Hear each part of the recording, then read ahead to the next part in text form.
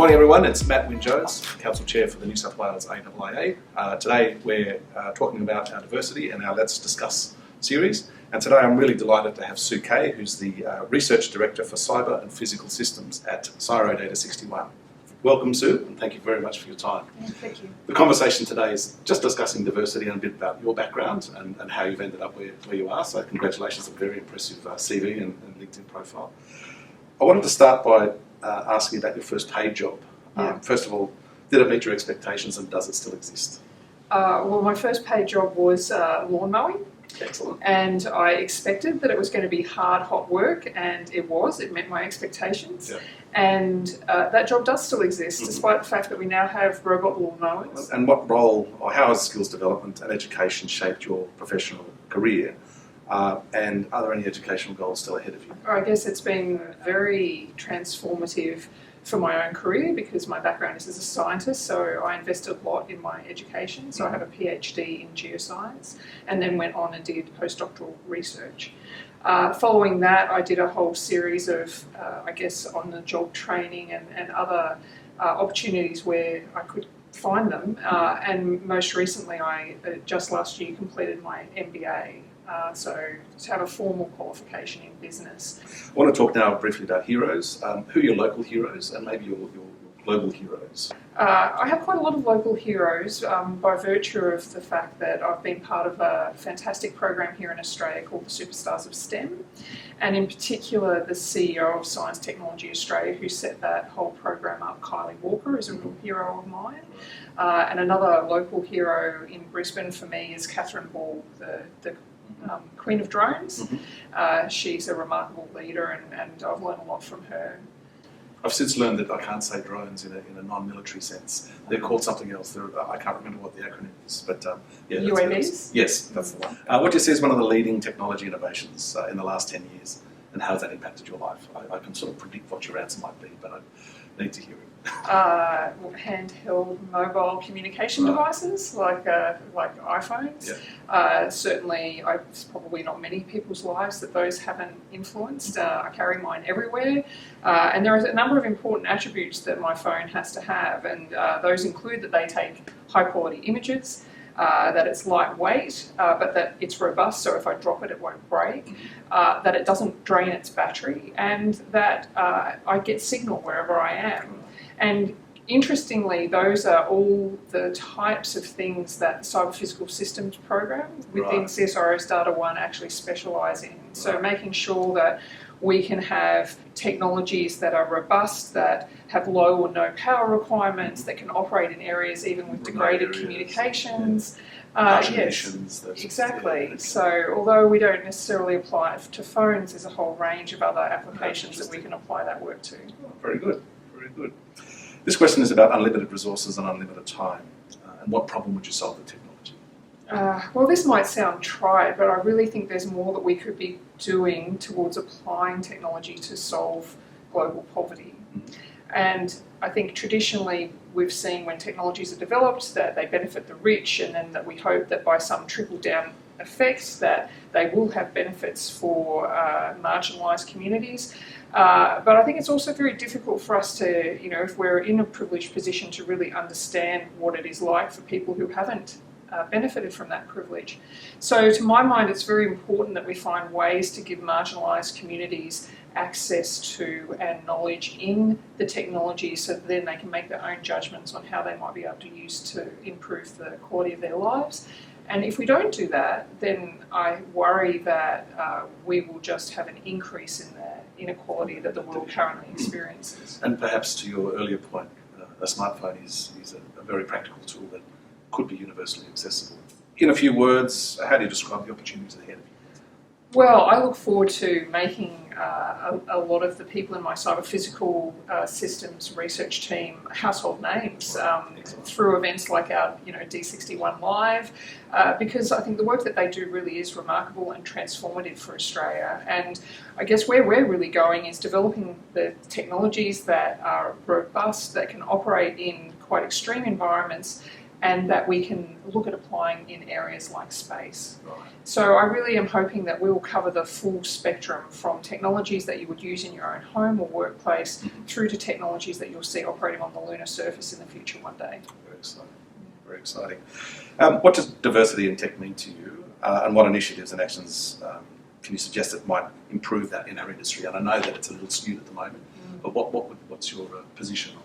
Well, what diversity means for me is that our workplaces actually are reflective of the communities which we serve. And so that means that we have a balance of men and women, that we are representative of all age groups, all ethnic diversities, that we include our Indigenous population, and that and also people who may have a disability, and that also we provide a welcoming, safe place for members of our LGBTIQ community.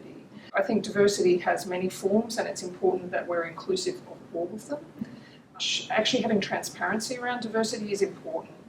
So I think having measures around what our diversity is within workplaces is important, and so initiatives like SAGE, which stands for Science Australia Gender Equity, are important because it actually just shows how many men and women occupy certain positions, and the data is important. And I think even more so what we need to see is for this to be reported at our senior leadership levels, and also for our senior leaders to be held to account, because I think what we would find is that there probably are some senior leaders who are very good at developing diverse teams, and if we can identify them, then we can learn from that.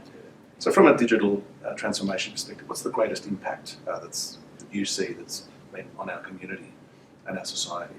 I think it is the ability for us to be able to make sure that all members of our community benefit from these technologies. So, for example, opening up the possibility of delivering healthcare services to our remote communities, for example. If we can develop technologies that are truly inclusive, then I think that we can really hope to create a society that is more equitable.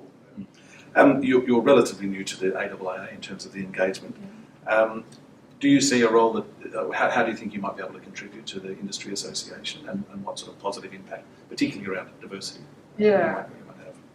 Well, the AIIA represents the digital ecosystem here in Australia, and that is something that I'm hoping that I can support, particularly in the space of robotics, sensing and computer vision, where Australia has very strong capability, but at the moment it is quite fragmented. So although we have a lot of people and a lot of companies that specialise in those areas, we haven't quite joined the dots together to really show, Australia and the rest of the world that we have the capability to have a robotics industry, a computer vision industry, a sensing industry, and I think there are a number of other industries that could be formed off the back of those capabilities, and that we just have to explore what that might look like, and that will have significant benefits for the Australian economy.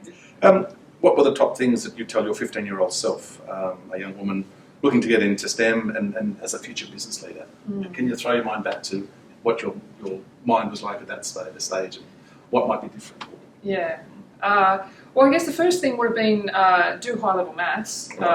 In my when I was at high school, girls just didn't do the highest level maths. I did the highest level that I could, but it just never even occurred to me that I could do the high level. Was it available in your school, or was it a co-ed school? It was a co-ed school. Yeah, so it was quite discriminatory in terms of... Well, it was discriminatory in that only boys did it, and I guess I never even questioned that was the world order, and that was the way that it should be. And I would hope that my 15-year-old self, if I was 15 today, would not grow up in that situation. I guess the next advice that I would have for my 15-year-old self would be to get used to being the only woman in the room. That sometimes there maybe are not role models that are available to model yourself on, and that you really have to find your own path and feel comfortable with that, and that requires a certain degree of confidence. Yeah. And I guess finally my advice to my 15-year-old self would just to be kind. I think that a little kindness goes a long way, and through my career I found that it's those unexpected acts of kindness from other people, and also the opportunity to do some kindness myself that have probably been the most defining aspects of developing my career. That's fantastic. What do you see as the most pivotal moment that's changed your professional career? I think it was a time when I realised that I wasn't content to be on the sidelines in my career, and that I wasn't in the decision-making position that I wanted to be in. Once I'd actually come to that realisation, then it was a matter of filling in the gaps, working out what were the skills and the experience that I needed for other people to see me in that role and give me the opportunity. And yeah, that really was the pivotal point in my career. And I guess finally, how do we encourage more women to get into STEM?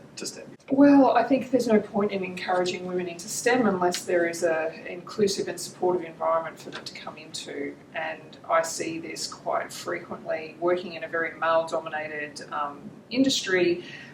Sometimes it only takes someone enough time to walk through the door and see that there are no other women for the message that they're unwelcome to be received without anyone uttering a word. Mm-hmm.